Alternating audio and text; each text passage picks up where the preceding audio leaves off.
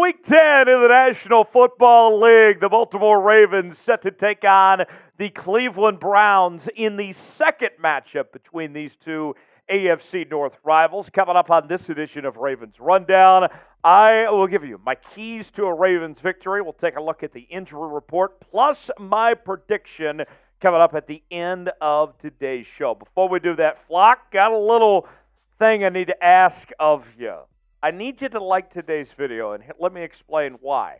I don't want you to be the reason why the Ravens lose this football game because we didn't get enough likes on today's video. Like it, don't jinx it, don't make me knock on your door and come find you because you didn't like today's video. Like the video, don't even question it, whatever you do. Let's get that Ravens dub, and we'll get started with today's show. We begin with the injury report for Baltimore, and good news. It's not very long, but it is some notable names. Morgan Moses with the shoulder injury, he's questionable. Rock Ya-Sin with an illness, he is questionable. And then there's Marcus Williams with a hamstring injury, also questionable for this Baltimore Ravens team.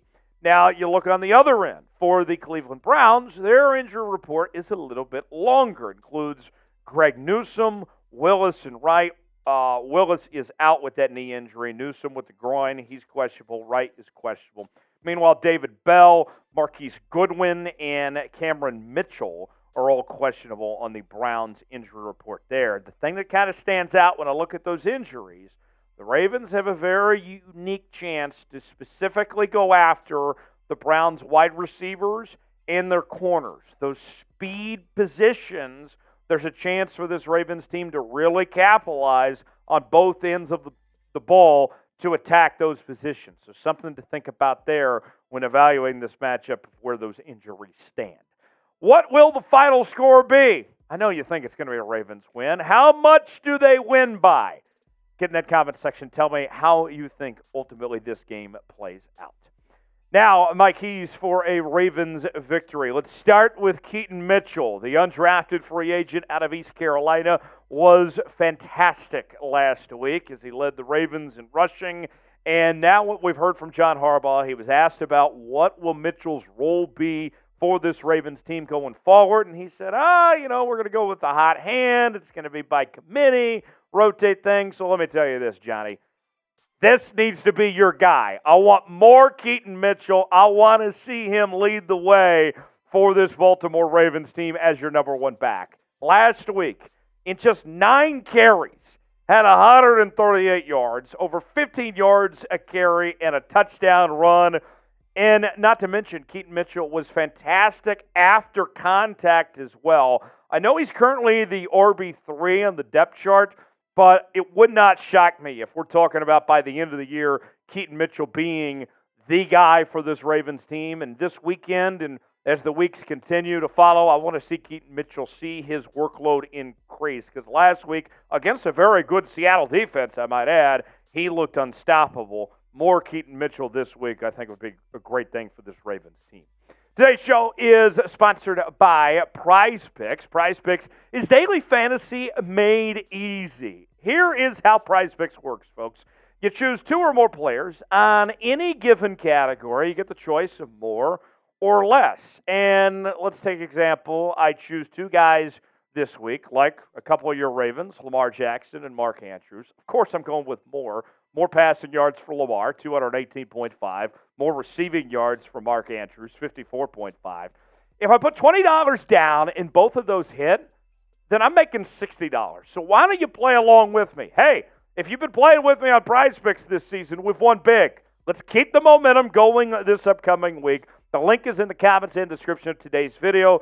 Prize Picks is offering our Ravens Rundown viewers a $100 deposit match when you use the promo code CLNS. So play along with us today. PrizePicks.com/CLNS. Promo code CLNS. Link is in the comments and the description of today's video. The last time the Ravens played this Cleveland Browns team, they did not have to go up against Deshaun Watson. This time, it's expected to be a little bit different, so that changes the game plan quite a bit from the last go-round of sorts. But when I look at this Browns team, the biggest issue that we've seen from then, their biggest problem so far in 2023 has been protecting the quarterback, whether it's been Deshaun or DTR or P.J. Walker, whatever it may be, it's been an issue all year. And here's what I mean as far as the numbers go, where the Ravens could use this to their advantage, comparing the two. Browns, their quarterback sack percentage is about 8.14. That's 24th in the NFL. Meanwhile, the Ravens' defense is currently third in the league with a sack rate of 9.43. So as you're trying to look for the matchups, it doesn't take a genius to point to, hey, Browns don't do very well protecting the quarterback, and the Ravens do a great job at getting after the quarterback. Got to capitalize it. There's a guy in particular I'm keeping my eyes on. That is Kyle Van Noy. Van Noy, he was signed back on September 27th. Was just waiting for somebody to call him. Anybody.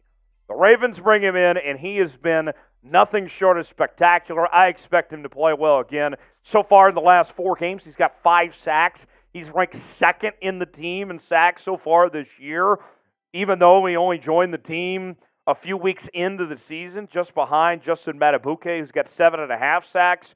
Watch out for Kyle Van Noy as a player to watch and who really can make some noise and give Deshaun Watson a lot of problems. Who's a player that you expect to step up for this Ravens team this weekend? I mentioned Kyle Van Noy. Who comes to mind for you? Chime in that comment section. Give me a name of a player that you'd like to see step up this Sunday. Number 3 on our keys to victory for the Ravens, taking away Amari Cooper. Amari Cooper has had a very solid season, and at times what we've seen with Amari Cooper is that he becomes the Browns' entire offense. And if you go back to week 4, when the Ravens dominated against that Cleveland Browns team, one of the things that they did particularly well, and granted it was easier when you're facing a backup quarterback, was taking away Amari Cooper. They held him to just 1 catch for that entire game. And so far this season, Amari Cooper has had over 600 receiving yards, 35 catches. He's been really good. But think about this. Amari Cooper's had 3 100-yard receiving games this season.